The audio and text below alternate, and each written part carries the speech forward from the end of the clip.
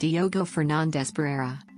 Diogo Fernandes Pereira, sometimes called simply Diogo Fernandes, was a Portuguese 16th-century navigator, originally from Setúbal, Portugal. Diogo Fernandes was the first known European captain to visit the island of Socotra in 1503 and the discoverer of the Mascarenes archipelago, Réunion, Mauritius, and Rodrigues, in 1507. He may also have been the first European to sail east of Madagascar Island, outer route to the East Indies. Background: Diogo Fernandes Pereira's name is usually given simply as Diogo Fernandes. He is sometimes referred to as Diogo Fernandes de Setúbal, his hometown, to distinguish him from another Indian Ocean adventurer of that period with a similar name, known as Diogo Fernandes de Beja.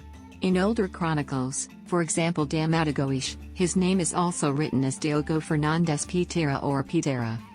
Diogo Fernandes was a Portuguese seaman of obscure background.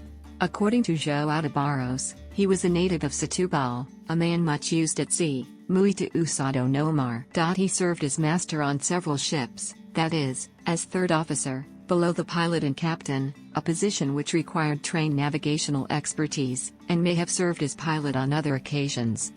Outer route in Socotra, 1503. In 1503, Diogo Fernandes Pereira was appointed master and captain, a very unusual combination, of a Setúbal ship bound for India. How master was elevated to captain of an India now, usually a position reserved for nobles or wealthy men who paid for the privilege, is uncertain. One possible conjecture is that the ship was not a crown ship, but a privately outfitted ship. In some secondary accounts, it is said that Diogo Fernandes's ship was named Setúbal. That is almost certainly incorrect. Known lists for the Armada and the chronicles do not actually give his ship a name, but just call it the ship from / of Setúbal, a strong suggestion that it might have been privately outfitted by the merchant community of the city of Setúbal. If so, that might better explain how Diogo Fernandes got to be captain. The merchants of Setúbal just naturally chose to entrust their capital in their most knowledgeable and experienced native son.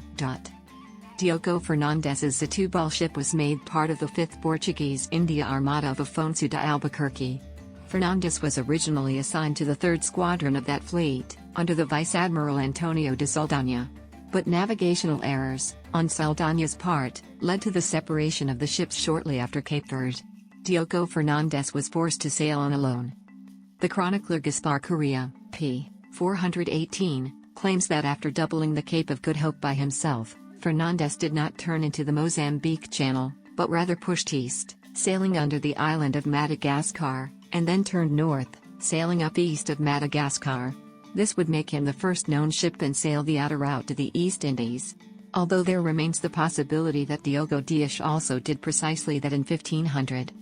Although Correa's account is not corroborated by other chroniclers, Diogo Fernandes Pereira seems to almost certainly have missed Mozambique Island, the usual collection point for Portuguese ships, and where one of his squadron, Rui Lourenço Rivasco, was known to be waiting.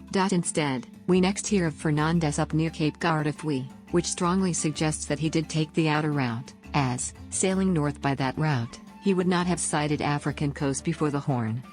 Around Cape Guardafui, Diogo Fernandes stumbled on the island of Socotra sometime in late 1503. Although the island was long known to Eastern merchants, Socotra aloe was a highly valued balm in the markets of Arabia and India. It was unknown to the Portuguese. Diogo Fernandes was also surprised to encounter a strong, Syriac, Christian community on the island. After all, this was a predominantly Muslim region. Diogo Fernandes spent the winter in Socotra, before crossing the Indian Ocean, again by himself, in early 1504. Diogo Fernandes arrived in India just as the Zamorin of Calicut was launching an invasion of Portuguese allied Cochin. During the ferocious Battle of Cochin, 1504, the commander of the Portuguese garrison, Duarte Pacheco Pereira, is said to have placed a certain Diogo Pereira, possibly Diogo Fernandes, in charge of the now Concepção, protecting the city. Mascarenes, 1507. Diogo Fernandes returned to Portugal in 1505. His report on Socotra generated much excitement in the Portuguese court. The strategic placement of the island at the mouth of the Red Sea made it an optimal location to station a Portuguese patrol. It could prey on Arab shipping and shut down the competing spice trade through that route. The existence of the isolated Christian community only made it even more appealing. The Portuguese had long hoped to find a Christian port of call in the Muslim-dominated Indian Ocean. Plans were immediately launched to outfit a squadron, under the command of Afonso de Albuquerque, to seize the island for Portugal. The Socotra squadron was adjoined to the 8th Armada of 1506 led by Tristão da Cunha. Diogo Fernandes himself sailed on it, albeit only as a master of Albuquerque's ship, the Cisne, the Swan, usually transcribed as Cern. In late 1506, when the 8th Armada made the usual stop in Mozambique Island, the Admiral Tristão da Cunha ordered a pause in the expedition to explore the island of Madagascar, then known as the Ilha de São Lourenço. During this interlude, it is speculated that Albuquerque, uninterested in such exploratory ventures, elected to stay in Mozambique, and temporarily passed his ship, the Cern, over to the command of the master Diogo Fernandes Pereira. Diogo Fernandes is said to have struck a white arc east of Madagascar and stumbled upon the island of Réunion, which he promptly named Ilha de Santa Apollonia, in honor of the Saint Apollonia whose day it was, February 9, 1507. He proceeded east to discover the island of Mauritius, which he named Ilha do Cern, the name of his ship. From there Fernandes went further east and discovered the island now known as Rodrigues, but which at the time was named on maps as the Ilha de Diogo Fernandes, Domingo Frias or Domingo Frias, the latter two probably just poor cartographic transcriptions or abbreviations of Diogo Fernandes. He is said to have stopped for water at the first and third islands, before returning to Mozambique.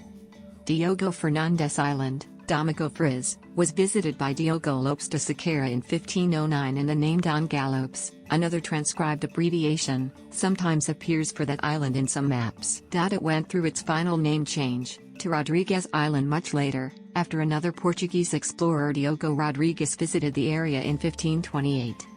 The entire archipelago was named the Mascarenes Islands, after D. Pedro Mascarenes, who visited the islands in 1512, following up on Sequeira's report. After returning from his Mascarene jaunt, Diogo Fernandes Pereira went on to participate with Albuquerque in the conquest of Socotra that summer. We have no more records of him afterwards. If Diogo Fernandes remained aboard the Cern after Socotra, he would have participated in the Battle of Hormuz in the fall of 1507, but we have no record of him there. More importantly, we have no record of his participation, or non-participation, in the mutiny against Albuquerque at Hormuz. We do know Albuquerque elevated a certain Denis Fernandes to replace one of the mutinous captains, and we also know a certain Diogo Pereira was involved in presenting the mutinous captain's petition to the viceroy in Cochin. But there is no evidence or suggestion that either of these men can be identified with Diogo Fernandes Pereira. Notes sources: Diogo Fernandes Pereira.